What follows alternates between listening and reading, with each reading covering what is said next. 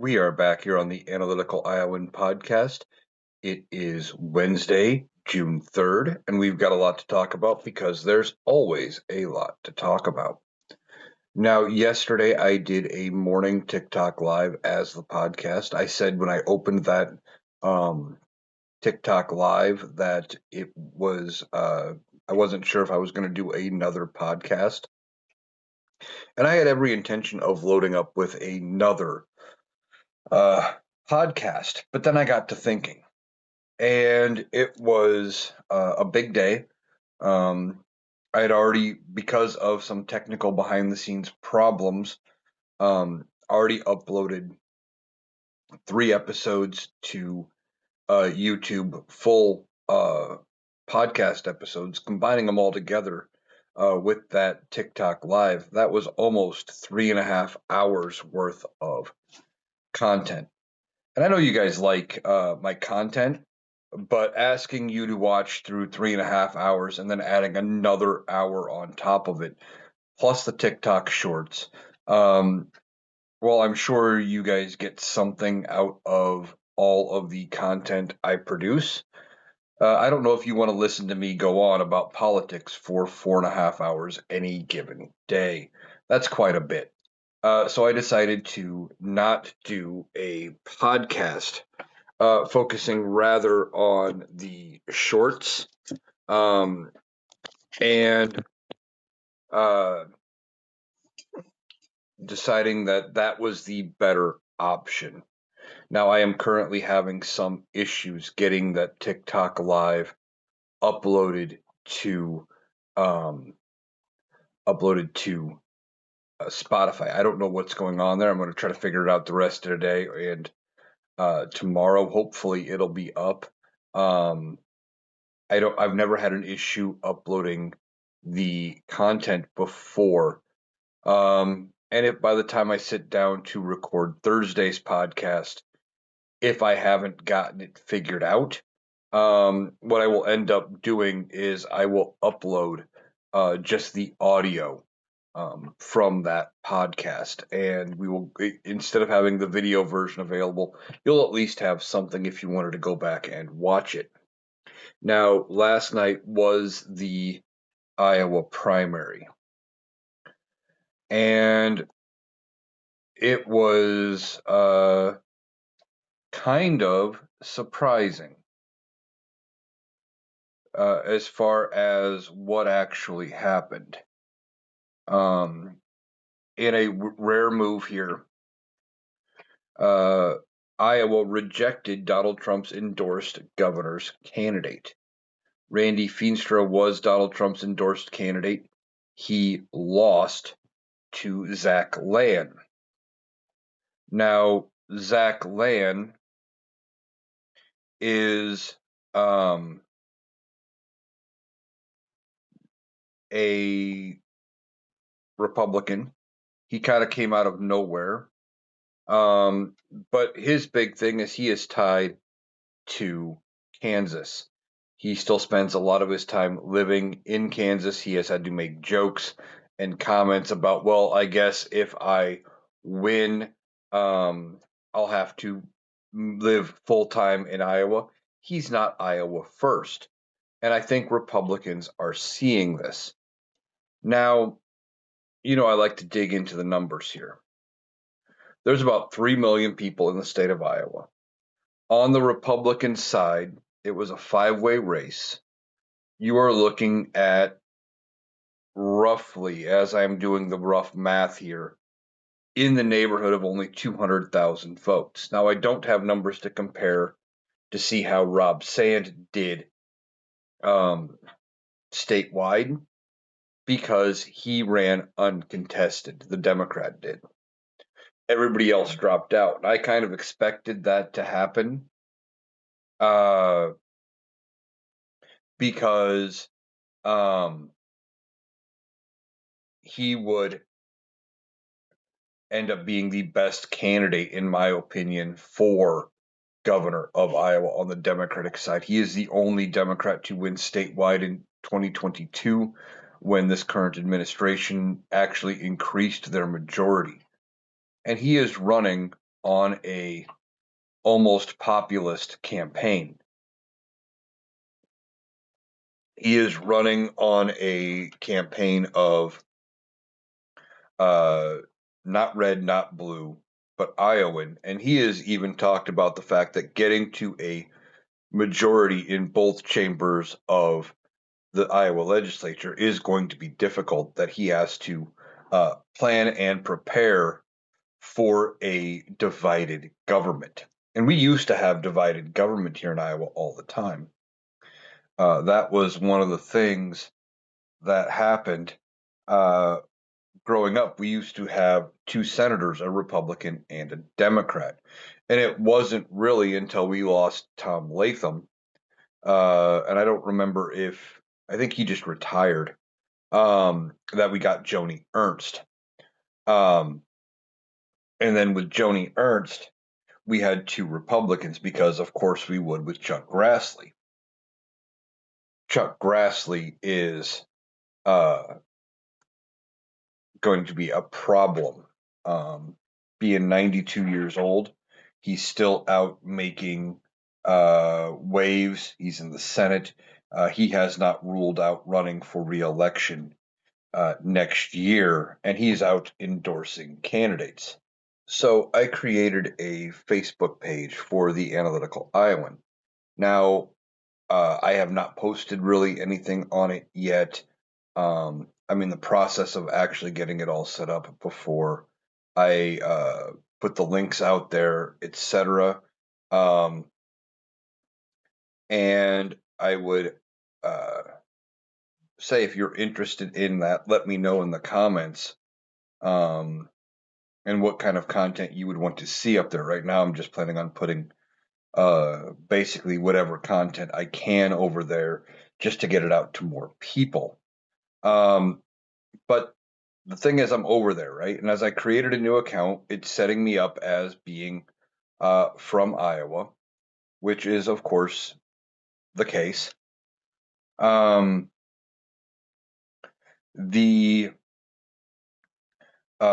problem is that uh, it thinks I'm Republican because the state leans so heavily Republican, or at least it has here recently. And with that, it is setting up for, it's showing me varying things. So it shows me Chuck Grassley, and he's coming out supporting Zach Lawn and saying Rob Sand would be the worst thing for Iowa, would take us back to failed Democratic policies. Yet, let's look at what Republican leadership has done for the state. We are near the top for cases of cancer. We have some of the highest nitrate levels in our drinking water. The only thing that is improved here in the state of Iowa, they could argue, potentially, is taxes and budget. But what they did by cutting a bunch of the services off is actually shift the cost down, which is a move Donald Trump likes to do, and say, well, instead of us paying for it, instead of the federal government paying for it, the state will pay for it. Well, the state doesn't want to pay for it, so what do? They push the cost onto the county. And then the county has to go in to offset those decreases in revenue, and they have to raise your property taxes. And I've noticed my property taxes have continued to go up month after month. Well, I guess not month after month, but every 6 months or so, my mortgage payment goes up because of the property tax. It doesn't change. Every time it goes up. I haven't done anything since I moved in to increase the value of this property, but they're keep continuing to give me a higher and a higher valuation on the home. Now, it'd be different if I had done things to increase the value. Realistically, I haven't.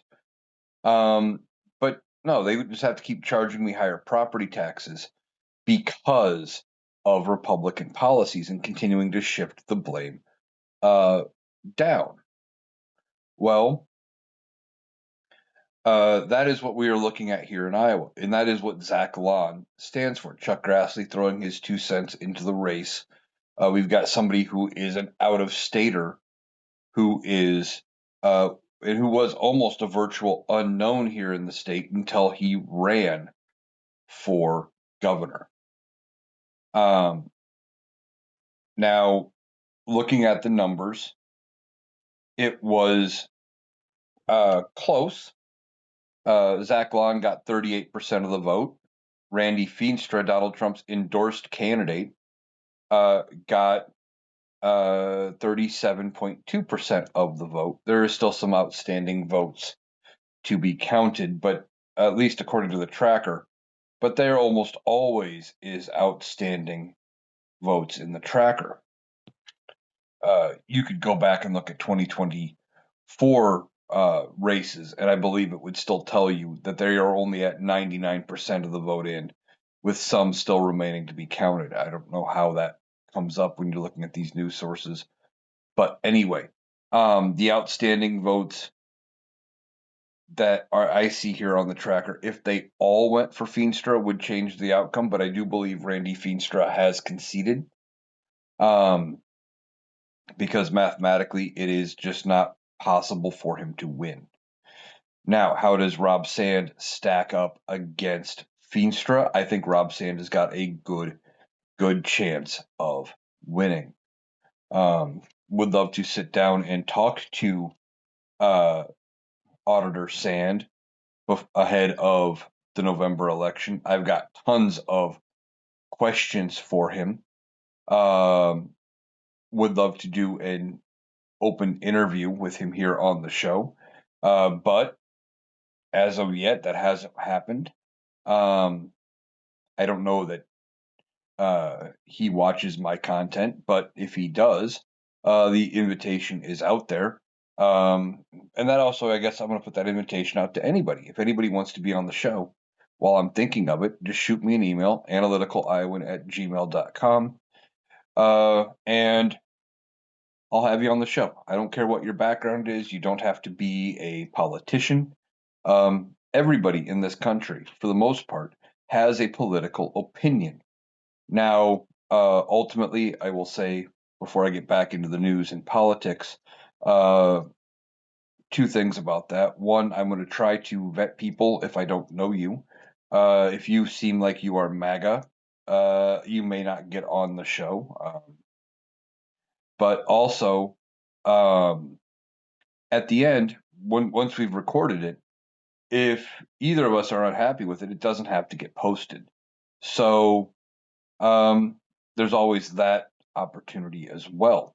Now, getting back into talking about the primary results, that was pretty much the governor's primary, and Zach Land only got 80,000 votes. Okay, that's not an impressive win. Now let's go back. Uh,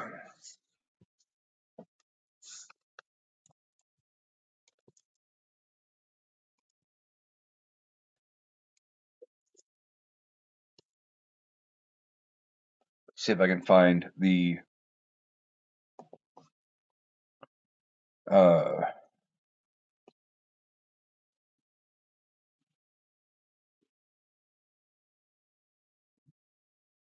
here we go.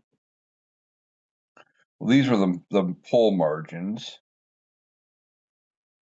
I'm looking for, that's by county totals. I mean, in 2022, total vote for Kim Reynolds was over 700,000. You are looking at Zach Lon having gotten less than 10% of what she got in the 2022 general election. Those numbers are pretty low. Now, I realize that that is a primary, not a general that we were just dealing with. But one of the things with that one of the reasons I'm looking at that is it just gives us an idea of where things are heading. And one of the things I believe I said in Monday's podcast, maybe it was on my TikTok for today when I was talking about these races, but I think what's going to happen with these Republicans, if they do not like the candidate, if they do not like Zach Lon, they are not going to vote for him. Okay. But they're not just either not going to show up and vote at all, or they are going to leave that spot blank. And that is one of the things where both sides or all sides in this five-way race were pretty much trying to tie the other four into, well, if the other person wins, only I can beat Rob Sand. I don't think any of them can beat Rob Sand. I think he is going to be the next governor. Now let's look at the Iowa Senate races. Ashley Hinson, no surprise, won the Iowa primary. She is running on the Republican side, and she won rather handily with about 75% of the vote. Now, I want to compare these numbers. There's still only about the same number of total voters, but comparing her popularity to Zach Lon, she got 152,000 votes compared to his just over 80,000. That's a big swing. Now let's look at the people who turned out to vote on the Democratic side. Josh Turek is the nominee for the Democrats, and I think he's got a good chance at winning. Veterans groups back him, I believe. His dad was a veteran. Now I have to look. I think he might have been a veteran.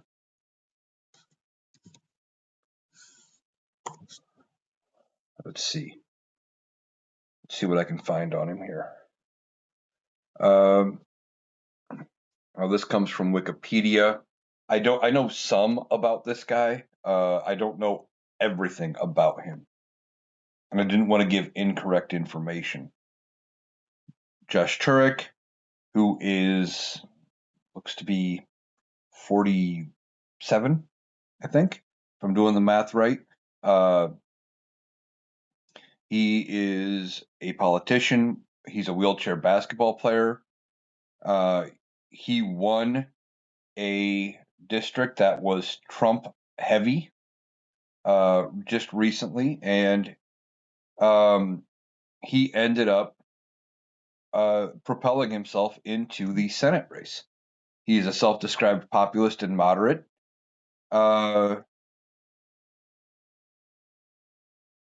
Actually, no, I was wrong. He was elected in 2022, reelected in 2024 in a district that did go to Donald Trump. I thought he had won in a special election. No, he has been in a wheelchair his whole life. He is not a veteran, but I believe his father was. But widely popular. And I do believe in the polling. Let's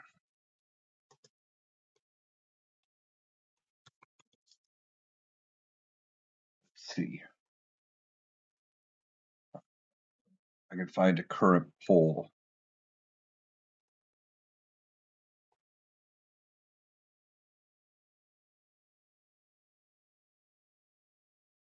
Let's see here. Well, this was from 5/29. This came out. Had Hinson winning the primary, but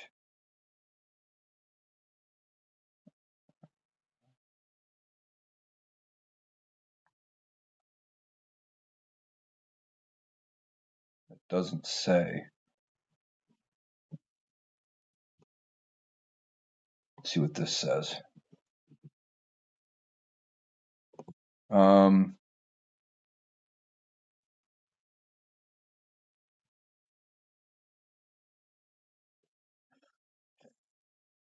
So, Public Policy Polling Survey, which sampled 672 voters from May 21 to or from May 20th to 21st shows Turek having a lead. 52% to 71 for Walz. So they were both good candidates. Now, does this say? This doesn't say.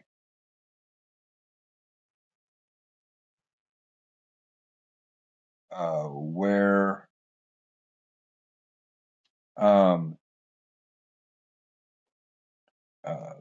he sits as far as chances to beat Ashley Hinson.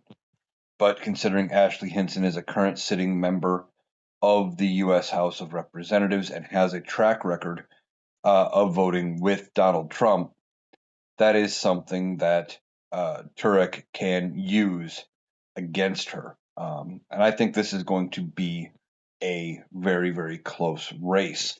Now, one of the things that could happen here in Iowa is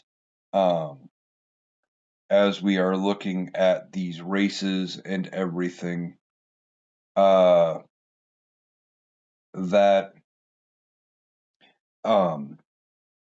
if Republicans are disillusioned or not wanting to go vote for somebody like Zach Lawn, and they decide they're just not going to go vote, it could be something where having Zach Lawn on the top of the ticket could cost Republicans down ballot votes, and it could end up costing them other races. Also, because of his popularity, and I think because of his ability to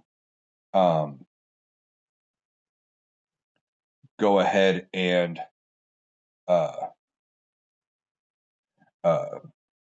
lead a room. He's talking to anybody. From what I've seen of him, he is willing to go anywhere, talk to anybody. He may be talking to a room full of 10 people if it gets his message out there. I was talking about Rob Sand, but what he might be able to do is pull some of these down ballot races up between people not wanting to vote for Zach Land at the top of the ticket, not wanting to vote for Republicans, not wanting to hold their nose and vote for a Democrat. It may be something where these other races come up. Now, let's look at the Iowa House, and I'm going to focus on Iowa because I'm here. This is one of the few times I will spend a lot of time talking about Iowa politics, because we've got a lot of shit going on in the nation. But this is, Iowa politics. Now, on the Republican side, Marianne Miller Meeks handily won her re-election bid for District 1. District 1 is one of the districts I think could flip. Okay.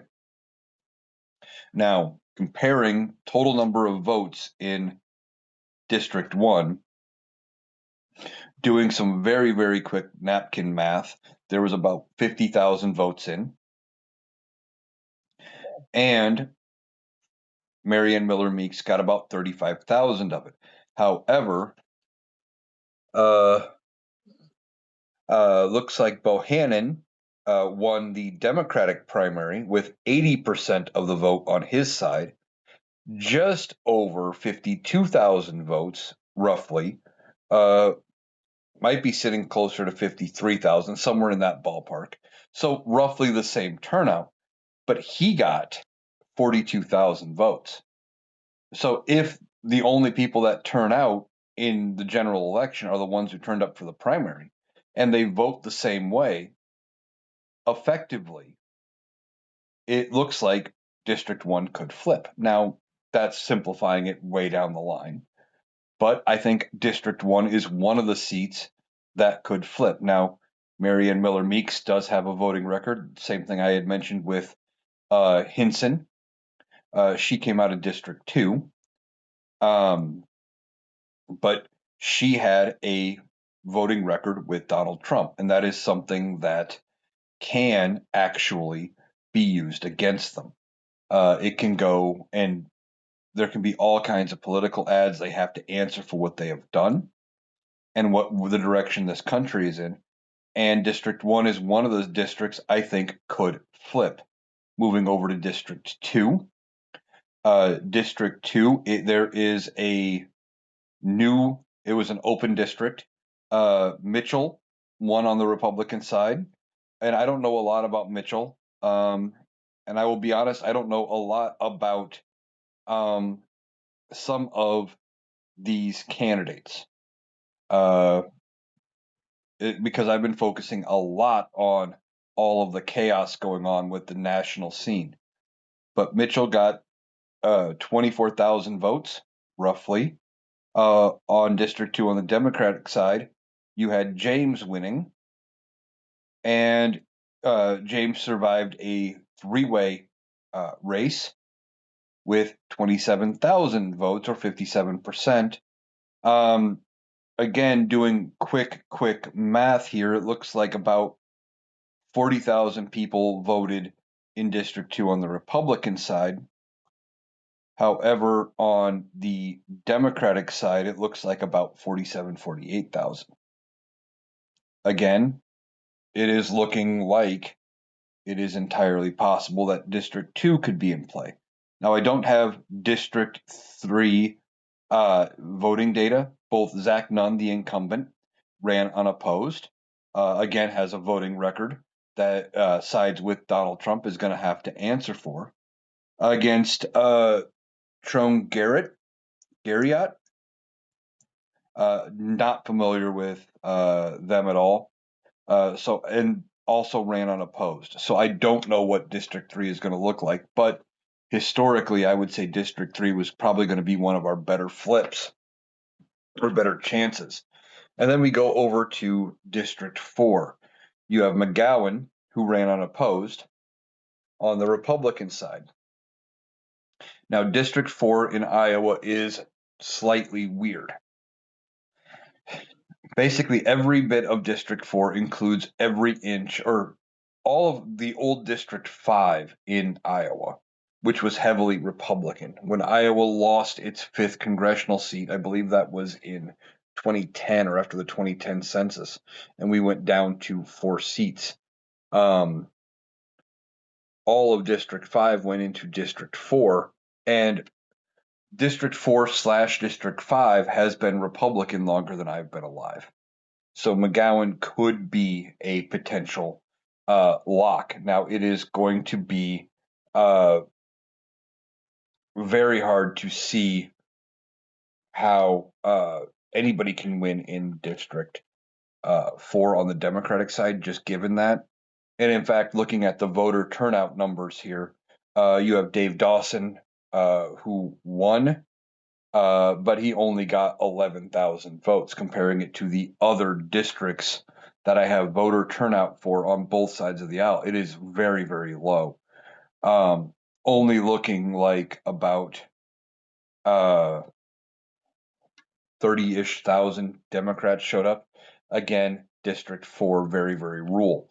I would be very surprised if District 4 in Iowa flips to the Democrats. But again, because of the unpopularity of the Republican Party, the damage caused by the current Republican leadership, and all of the things done on the national level, it could be very, very easy, or I shouldn't say easy, but it should be easier to win, because some of the down ballot races and stuff, some Republican voters may not show up to vote because they are disillusioned with the Republicans. Now, I know this was a primary. Primaries are weird compared to general elections. Now, I want to discuss a couple things. I went to go vote. And now, one thing that I've seen all my life here in Iowa, and I have mixed feelings about. And I realize at the end of the day, it's just a space. But one of my local polling place, or my specific local polling place. I didn't look at the rest of the polling places in my city. And I don't always go vote at the polling place. A lot of times I go early. I vote early in person at the courthouse. Normally they have a room set up and it's staffed all the way through the early voting. I think it's 3 week period, something like that, or a month, whatever that um, early voting period is. I just didn't get to it this time, so I had to go to my actual polling place. Now there weren't very many people there. It wasn't a big turnout when I went, and by these numbers, I can understand why. Um, but uh, looking at it, okay, the issue I have is, and I realize ultimately it was just a space to hold it, but there was or it was held in the church. And I know we're supposed to have separation of church and state, okay? But when we're talking a random Tuesday, and most churches do not hold services on a Tuesday. On some levels, I get using the space, okay? And it didn't bother me having to walk into uh, a church building where they had a hall and it was just a big open room that they had there that we were able to use. And I've seen it used throughout the years that they use churches. Okay. I guess part of it bothers me because of the separation, but as long as they keep it like that, on some levels, I'm okay with it because it doesn't interrupt things anywhere else. You're not taking up, say, the gym at the high school or some other public space where um, people may need to have access to it. So I get it. It's just part of it with having it be connected with the separation of church and state does kind of irk me a little bit. Now we had some other primaries, the big one being California. And I am not going to go through all of California and talk about the race in California at all. Not because um, I don't think it's important. The big thing is there are so many like I'm not going to go through every house race in California, not like I did with um,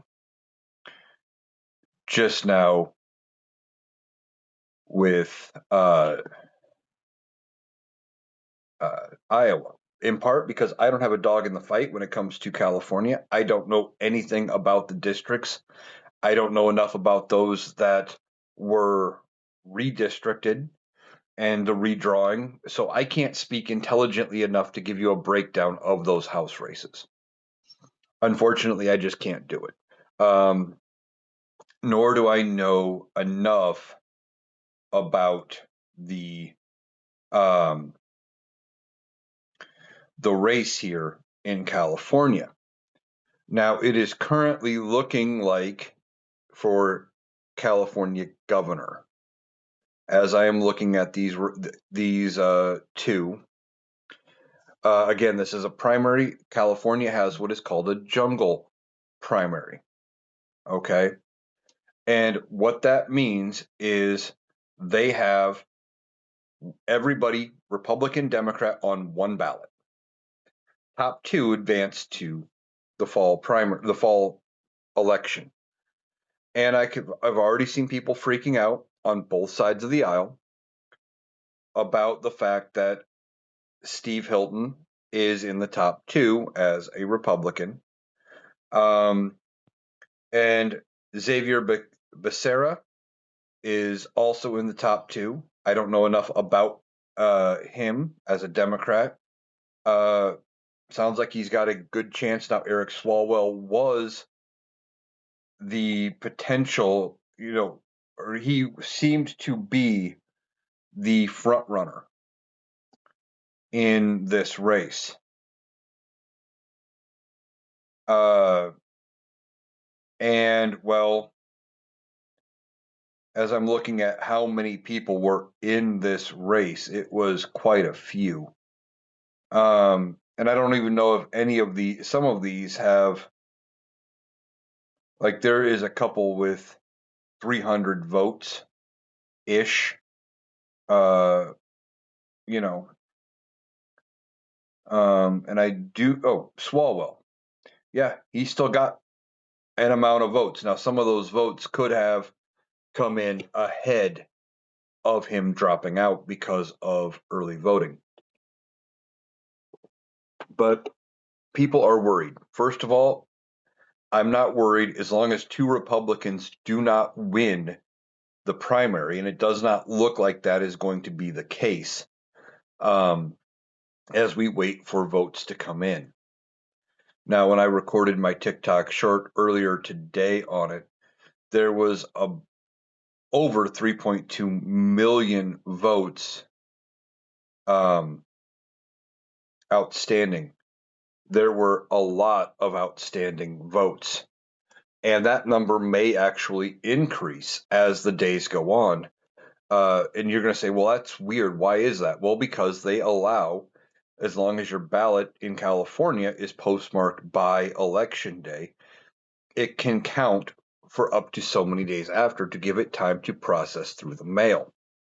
Now, Republicans are already going to start calling it was fraud, it was fraud, it was fraud. I've seen posts like that. I saw, as I talked about on TikTok, I've already seen Republicans say, well, it shouldn't be that way. They should be able to get it counted by election night and anything after, and blah, blah, blah, blah, blah, blah, blah, blah, blah. The same stuff Donald Trump parrots, right? The same stuff he says. The thing is, with the sheer number of votes that we are looking at, I mean, I'm doing really, really rough math here, and it is looking like there is about 7 or 8 million votes cast. And the reason I focused on that 3.2 million number a little bit ago, that's roughly the population of the entirety of the state of Iowa. And when I gave you the governor race numbers here for Iowa, let's just go back to that. Okay. Total number of votes cast on the Republican side was around 200,000. Now, 200,000 sounds like a lot of people. If you try to get them all into one room, sure. But when you're counting votes, and I realize California has a much bigger state, more districts, more people to do the counting, but think about the logistics of that. They are trying to count 7 million votes. That's a huge number, okay? Huge.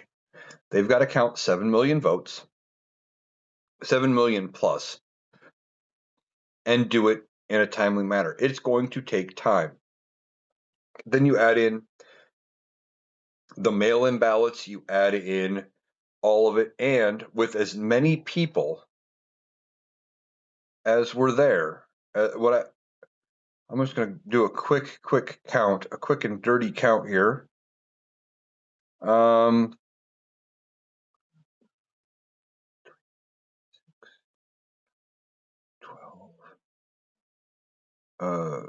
15,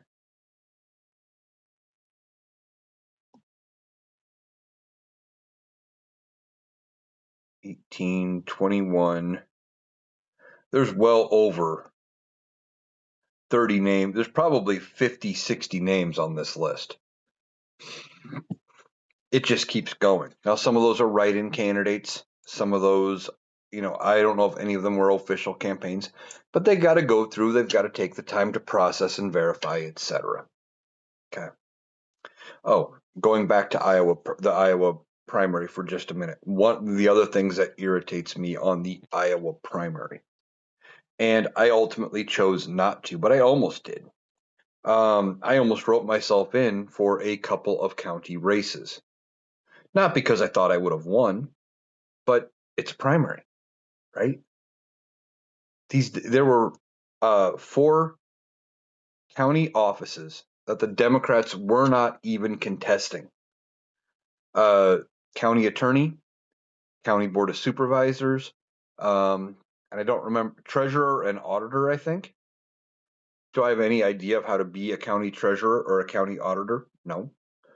Do I think I could sit on the board of supervisors? Probably. Do I think I'm smart enough? Probably. Um, but did I write myself in ultimately? No. Thought about it because the Democrats weren't even putting up a fight in my county for those races.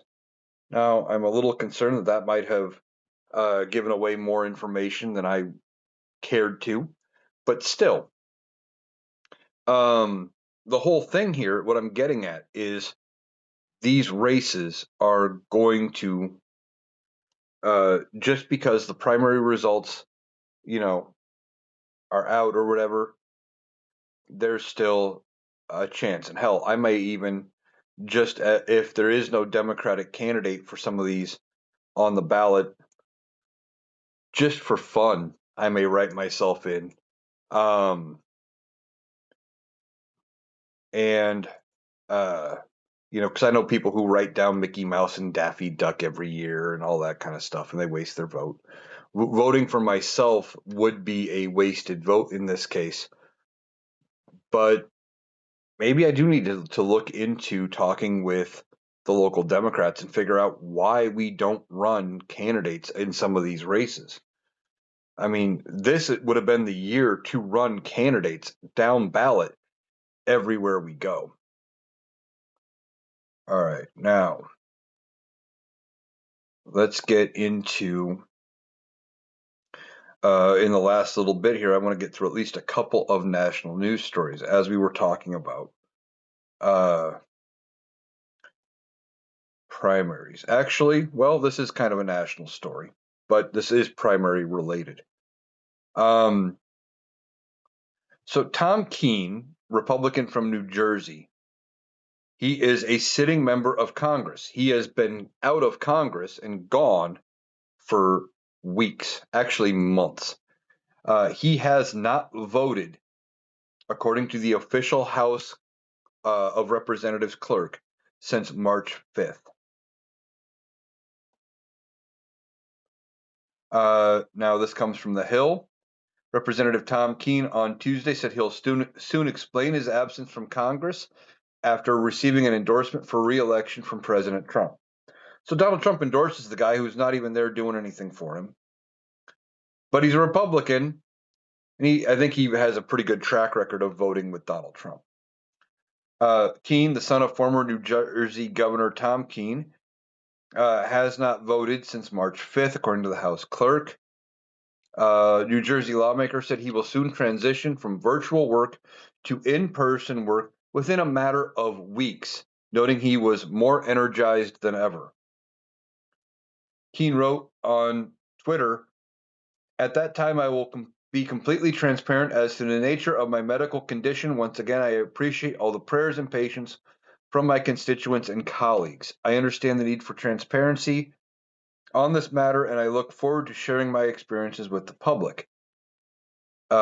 Despite his absence on Monday, Trump described Keene as a great representative. On Truth Social, he said, quote, "A tremendous advocate of our America First agenda. Tom is working tirelessly to keep our border secure, stop migrant crime, grow our economy, cut taxes and regulations, champion small business, unleash American energy dominance, support our brave military and veterans, and protect our always under siege Second Amendment." Quote. Here's the thing. How can you do any of that remotely for that long? And this isn't the first time a Republican member of Congress has gone missing. Last Congress, right before last November's election, now a member of Congress who was not seeking re-election, who hadn't resigned and still collecting a paycheck, had been found in a memory care unit, in a dementia care ward. And that particular member of Congress had decided not to seek re-election, etc., but ultimately quit showing up for work, closed their offices, their staffers went home, there was no way of reaching them, they weren't there to vote, they were just taking up an empty seat. Now you've got Tom Keene, who has been mysteriously gone for an extended period. We are now almost up to June. That's almost 90 days. 90 days. Now, he claims he's been working virtually. Now, they can't vote virtually, I do believe. I think that these Republicans had tried to change the rules. Let me look that up real quick. Um, but I don't think it matters because he hasn't voted since uh,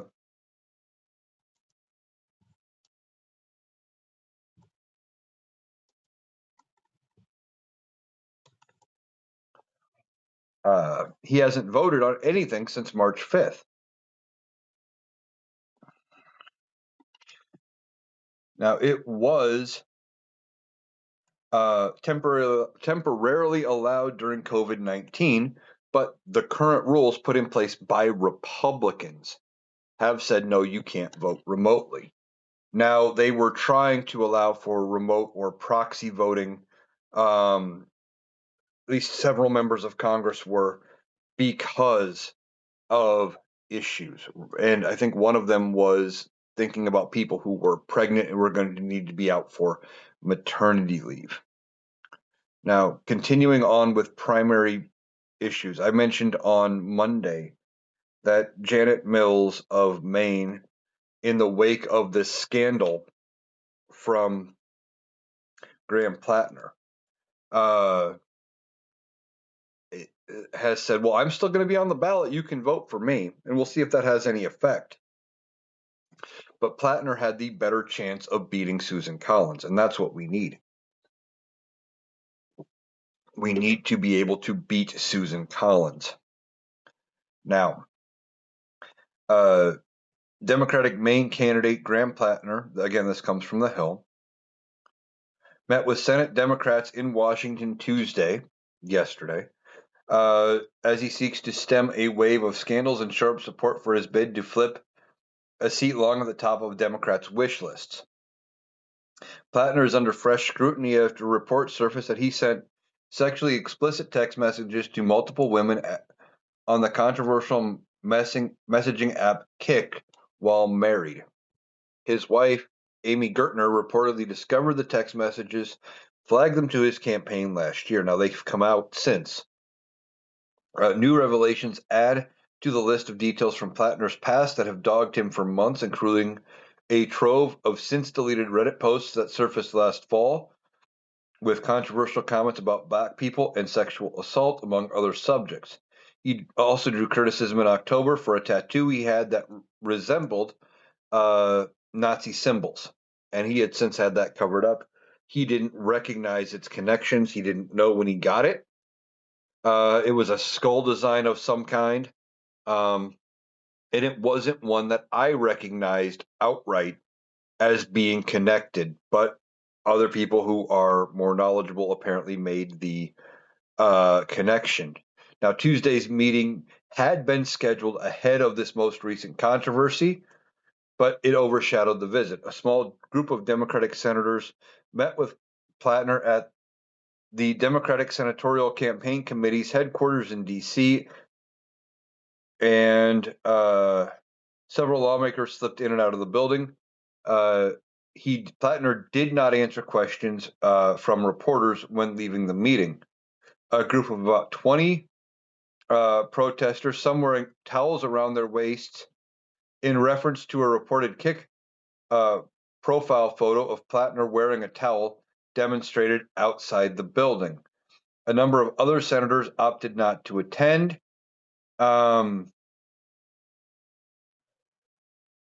But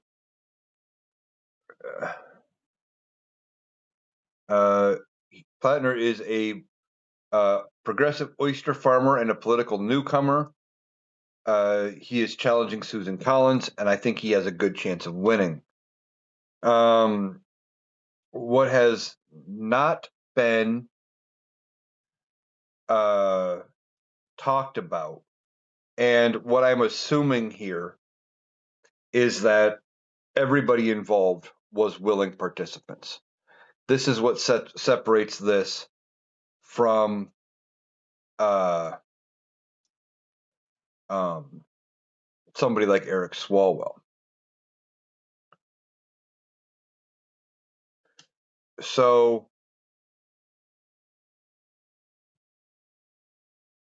now, Fetterman from Pennsylvania did make the connection to Swalwell. He said, quote, the last time Democrats leaned in on a guy that was sending the kinds of messages to women, I think that was like Swalwell. I'm never going to carry water for that guy, end quote. But Fetterman's been kind of Republican leaning anyway. I don't know if his voice really matters that much. But the biggest thing is, and like I said, the difference here is that we are not hearing that they were unwilling recipients and that there was any sort of other problems. Now, if it comes out that something like that happened, and it's very similar to Swalwell, I will be one of the first ones calling for him to resign. Well, I shouldn't say first ones because I don't know when I'll get the video up, but you know what I mean. As soon as I can put a video up, I will be calling for him to resign if it comes out that he is similar to Eric Swalwell. It should not be a matter of whether or not we can only win Maine with this guy. Um, and one of the problems I have with our current situation here is that Republican candidates can be flawed as hell, but Democratic candidates have to be damn near perfect. And we hold ours to much higher standards than they hold theirs. I mean, look at the current thing that is currently sitting in the Oval Office and all of the things he has been accused of, all of the things he has done. And they just continue to cheer for him. So as long as everybody involved here was willing, I don't see it as being a scandal because, except for the fact that he was doing it behind his wife's back, that does make it bad. But she has accepted it, she's acknowledged it, she has moved on and said, we're good.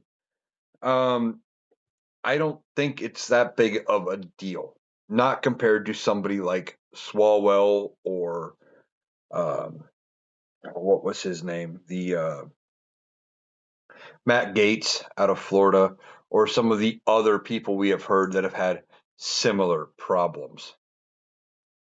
All right, that is going to do it for today's episode of the Analytical Iowan podcast. I want to thank you for taking the time to join me today. I hope you have a great day, and we will be back tomorrow.